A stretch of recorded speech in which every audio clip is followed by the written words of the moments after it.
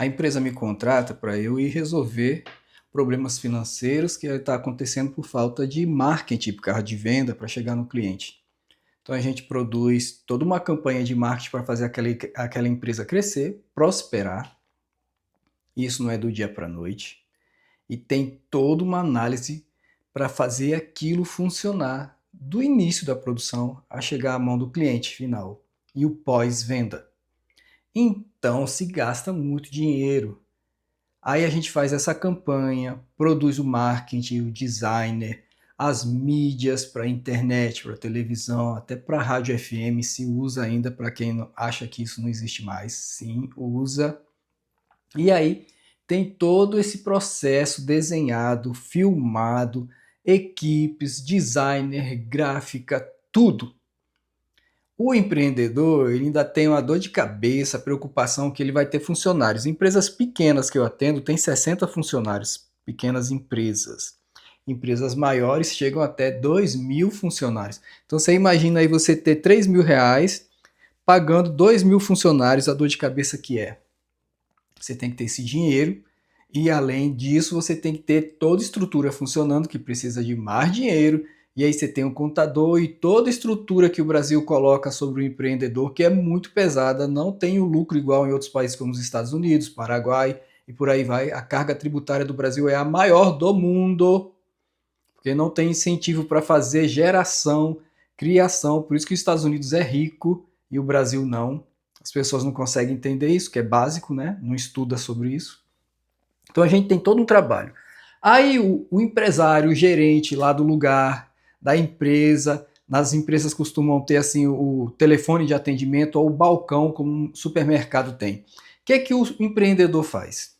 O empresário vai lá, gastando aí 25 mil, 40 mil, 100 mil, 200 mil no marketing, e ele coloca a mocinha no balcão de atendimento, a mocinha no telefone. Que mocinha é essa? A mocinha que ganha de R$ 1.500 a 1.800, não passa de 2.000, está lá no balcão de atendimento. O número de dívida que ela deve ter no cartão dela, o cartão de crédito, que ela deve comprar só roupa e batom e maquiagem. Ou o mocinho que paga a sua academia no máximo e comprou uma bicicleta. No máximo eles têm a dívida de R$ 10.000. No máximo. E aí o empreendedor que tem uma dívida de 1 milhão para quitar no final do mês, 1 milhão, coloca uma pessoa responsável por todo o marketing que a gente está fazendo de R$ 200.000 na mão de uma criatura que tem uma dívida de 10 mil, que não sabe o que é vida, que não sabe o que é valor, que não sabe o que é responsabilidade. É uma pessoa que na maioria das vezes não tem nem filhos, não sabe o que é o valor da vida, a responsabilidade, o peso da vida. O empreendedor coloca todo o seu empreendimento, toda a sua empresa na mão de uma pessoa dessa, quando coloca essa pessoa no balcão de atendimento que vai atender o cliente, que vai pegar aquele marketing e vai vir ali para cima do balcão, né, para fazer as perguntas, para ser direcionado com aquela pessoa. Aí que tipo que você acha, que tipo de treinamento tem que ter uma pessoa dessa? Vai funcionar? Não vai funcionar. Por causa da idade, gente. Não tem jeito, o treinamento não consegue resolver isso. O que resolve isso é maturidade. Então, quando eu vejo uma empresa agindo desse jeito, o que eu faço? Contrato uma pessoa acima de 50 anos, que tenha maturidade, que idade também não significa que a pessoa tenha maturidade, por causa da idade, entendeu? Então, acima de 50 anos para conseguir atender o cliente de uma forma educada, porque essa pessoa tem gabarito de vida, tem peso de vida, ela viveu, está vivendo e sabe quanto que custa as coisas. Ela sabe o valor de ser bem atendido, o valor que é gasto para se manter vivo, o valor que custa as coisas, o valor que custa uma amizade. Ela tem valor, ela sabe falar, ela sabe se expressar, ela sabe se comunicar. Tem valor de comunicação. Então é diferente quando você contrata uma pessoa acima de 50 anos ou quando você quer colocar um mocinho ou uma mocinha no balcão de atendimento ou na gerência de algum setor que vai lidar diretamente com o cliente. E o que acontece nas igrejas? Os líderes colocam a mocinha e o mocinho para tomar conta de pessoas, para tomar conta de setores estratégicos.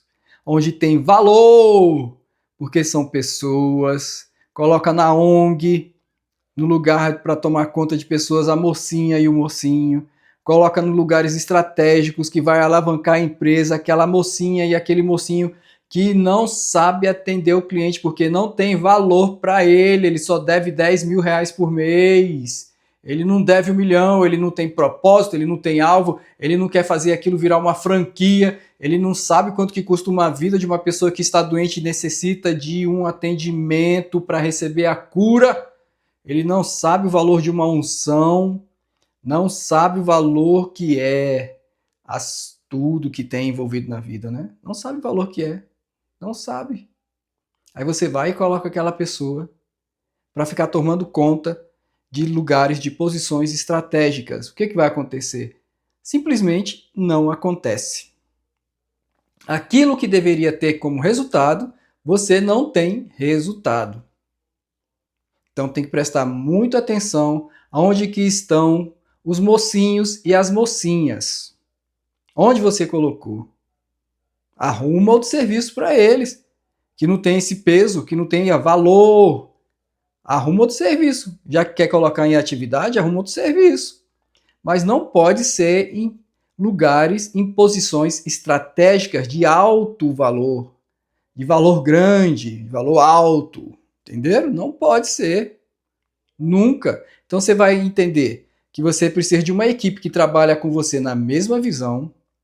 Essa equipe, se não tiver a mesma visão que você, não vai para lugar nenhum. O empreendimento, o foco, o projeto não vai para lugar nenhum, não vai se movimentar, porque vai ficar uma briga interna por disputas, por necessidade de aparecer, porque tem o coração com rejeição. Então vai ser disputas, depois invejas, porque a rejeição causa isso, incapacidade operativa, vai ficar sem a operacionalização, vai ficar parado. Então não dá para andar com pessoas que não queiram aceitar a mesma visão.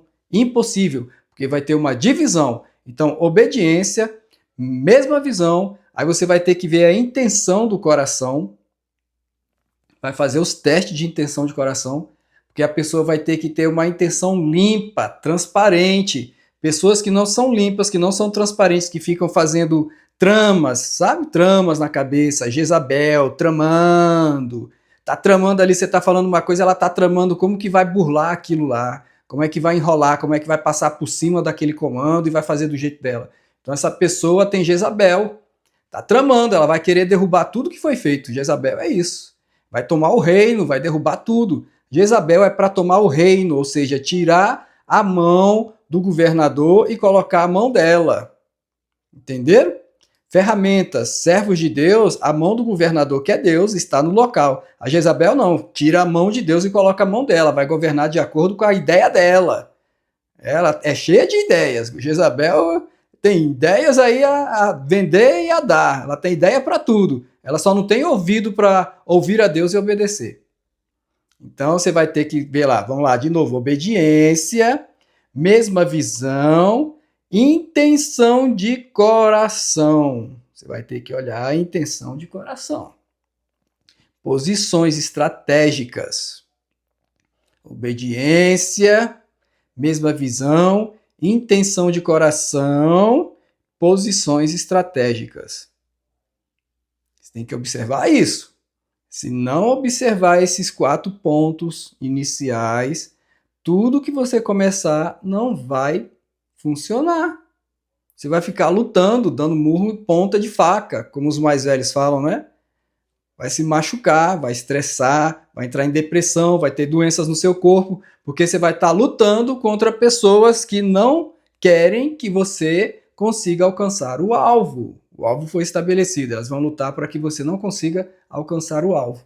Você recebeu um alvo de Deus, um projeto de Deus, e aquilo não vai ser concluído, não vai ser feito para funcionar do jeito que foi desenhado por Deus. Certinho nisso aí? Conseguiu compreender? Ótimo!